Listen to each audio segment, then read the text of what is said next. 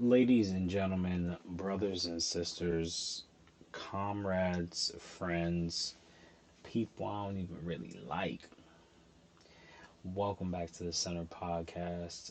I am your host, DJ Pinhead, and we got a good one. We got a real good one. I mean, we're talking about Joe Biden today. Somebody I'm not a huge fan of, as we will see over time. We've been watching him for a while. I don't know why I'm putting my hands like this. We've been watching him for a while. Because he made a very clear and sharp declaration. The African American vote won him the presidency of the United States. And as far as I'm concerned, all we see is symbolism. So there's this video on Fox News. They went over Joe Biden's record. They went over Joe Biden's approval rating. So we're going to go ahead and take a look at that.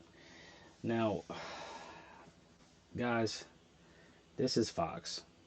So let's not pretend like there isn't huge bias here. But what I'm looking to analyze today isn't necessarily what Fox has to say, but what this woman has to say about what is going on in the Democratic Party and how we feel about Joe Biden. Now, guys, as a person who typically grew up thinking that it was okay to just vote blue no matter who, because pretty much red team bad, to take a terrible reference from Pausch. When you start to see and figure out and watch what the Democratic Party does, it kind of sucks because they say they work in your interests, but it appears that they only do that during election time, and then when the rubber hits the road and it's time to actually deliver for working class people, women, black people, we don't get it. We never get the extra effort that they want to put in when they talk about these issues when they're campaigning, and it's disheartening. So we're going to go over what this lady is talking about. I don't know, guys. Bear with me. What? Let's just go back a little bit. A lot of bit. And this comes as Iowa's bucking the president, New Hampshire, the Democrat Party's there. He does have a little rebellion within the party. Well, I promise you that Democrats are not rebelling against Joe Biden. I promise you, I can tell you that that is not happening. I think Democrats are very happy with what he's achieved policy-wise, whether it's all the jobs, manufacturing boom, reducing prescription drug prices. They're very happy about what they're going to be running on. But Marie, why did 53% tell the AP they don't want him to run? But how did 53% of Democrats say we don't want him to run? First of all, I think the polling is completely broken, and I'm not saying that because I don't like this one poll. I think it's very hard to actually determine what Republican voters think. We saw that, or what Democratic voters think. We saw that in the midterm elections. Polls were wildly off. I think that Democrats want two things. First, they want to win next year, and they believe that Donald Trump will probably be the nominee, and Joe Biden's the only.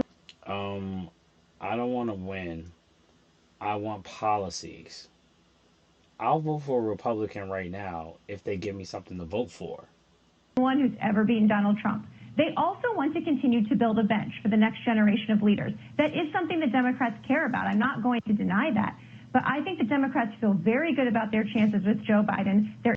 What's the point of building the next bench of leaders if they're not going to deliver for the people what they say they're going to deliver? I mean, they haven't delivered anything tangible for working class people. There is no primary on the Democratic side. I promise you, Kennedy is not actually going to get 20% in any primary. And, elections are tough. These are choices. They feel good about Joe Biden at the top of the ticket and everything he's gotten done, especially compared to the alternative. Yeah, Maureen, we only have a little bit of time here, but, there are a lot of data points showing that Joe Biden's struggling. And my theory is this, he's at 60% in his race against the Dems. When you look at former President Trump, he was at nearly 90% in his primary. He did have some primary opponents. He was much more popular. Biden's got a base problem. I think there's a lot going on with the dissatisfaction of many Americans. The latest poll that I saw showing Biden at 51% disapproval rating. First of all, it starts with everyday thing, Kaylee, like moms like you and I going to the grocery store and getting frustrated every time we check out because of the price of groceries, and going to the gas station, looking at the price of having to fill up our cars. And there's so many parents around this country that are making trade-off decisions about filling up the gas tank or filling up the grocery cart. And also, I think the Hunter Biden scandals, the Biden family scandals, they're certainly, I think, in the minds of voters. Okay.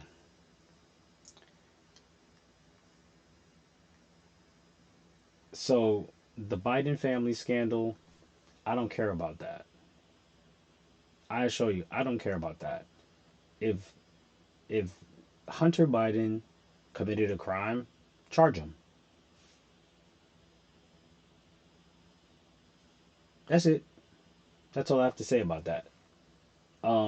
As far as the gas prices and buying groceries, yeah, you're absolutely right.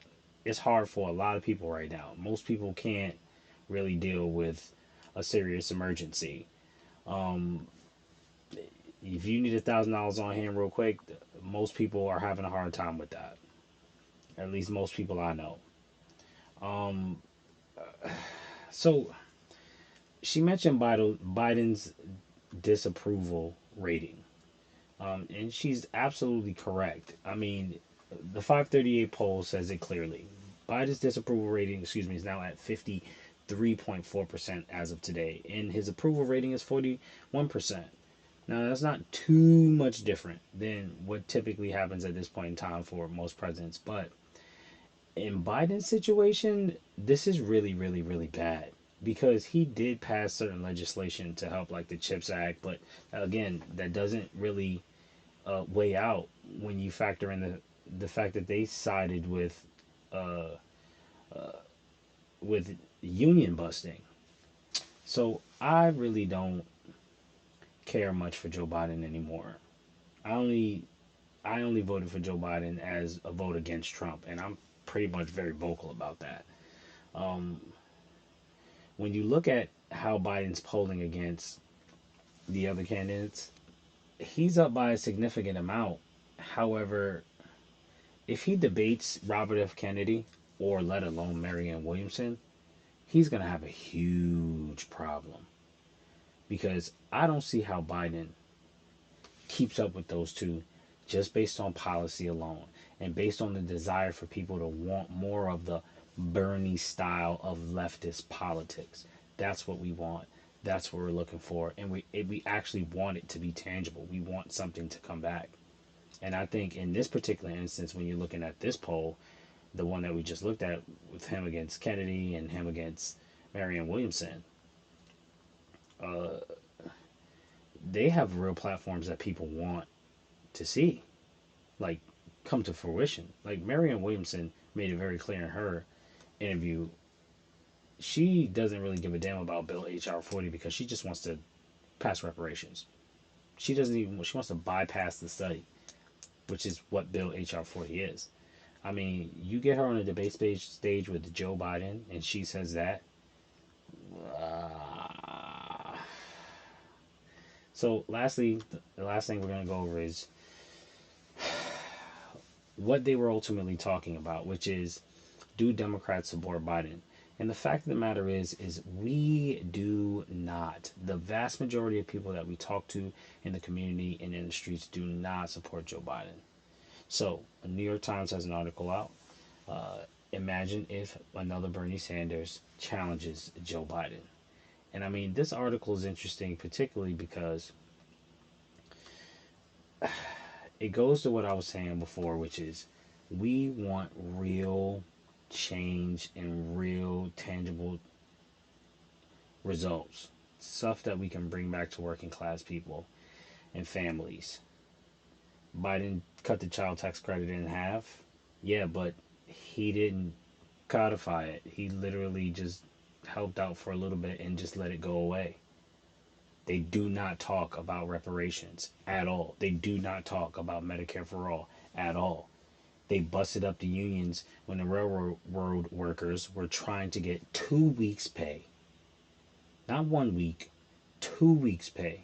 And then they went against the collective bargaining agreement, saying that if they actually do strike, that corporations who run the railroads get to sue the unions, effectively just dissolving the union. So, the article reads, to understand why progressives should challenge Joe Biden in the upcoming Democratic presidential primary, remember what happened during the last one. When Bernie Sanders exited the 2020 race after winning more than 1,000 delegates, he cashed in his votes for public policy clout. Mr. Sanders' supporters joined Mr. Biden's allies in working groups that crafted a common agenda on the economy, education, healthcare, criminal justice, immigration, and climate change. None of that was truly addressed with this administration. We don't have Medicare for all. We are still dealing with mass incarceration. The border was left exactly the way Trump left it. And okay, we have a decent economy. I can't speak much on education. I'm not really in the school system, but from what my friends and family tell me, it's a disaster. From those task forces came what Barack Obama called the most progressive platform of any major party nominee in history, and that progressivism continued in Mr. Biden's presidency. That is hilarious. That is hilarious, y'all. And the reason that it's hilarious because remember when Chris Smalls went over to the White House and spoke to President Joe Biden, and Joe Biden literally told him after that Amazon worker strike was successful, he told him, "You got me in trouble." Who do you answer to, Mr. President? Anyways, 100 days after he took office, the New York Times concluded that he had moved leftward with his party, and early in his tenure is driving the biggest expansion of American government in decades. By challenging him from the left, Mr. Sanders didn't only change Mr. Biden's candidacy, he also made him a better president. That's not true, because Biden doesn't do any of the stuff that he spoke about from what they mentioned earlier, but only on domestic policy. There was no joint working group specifically devoted to foreign affairs, and it shows. With rare exceptions, Mr. Biden hasn't challenged the hawkish conventional wisdom that permeates Washington. He embodied it. He's largely ignored progressives who polls suggest want a fundamental change. I mean, so yeah, at the end of this article, they're absolutely 100% right. Biden has moved right back to the center right. He's gone back to just being exactly who he was. He passed a bunch of legislation that doesn't particularly help working class, poor people, black people, women. He's left it up to the states to do it all for themselves, and it just kind of speaks to volumes of why all those people who voted in the Green Party last year, why their opinion, why what they did was validated. He, I mean, it's hard to say that because you continue to let Republican presidents get in, we continue to lose Supreme Court justice seats, and that, just from a strategic standpoint, is idiotic. We can't let that happen. However, we need to demand more for our vote. So, like, comment, subscribe.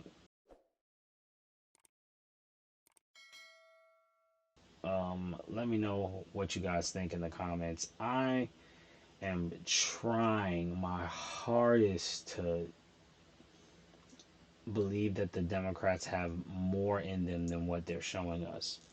But man, this shit looks bleak. Bleak, bleakity, bleak, bleak. Much love. Holla at us. We're at the Senate Podcast.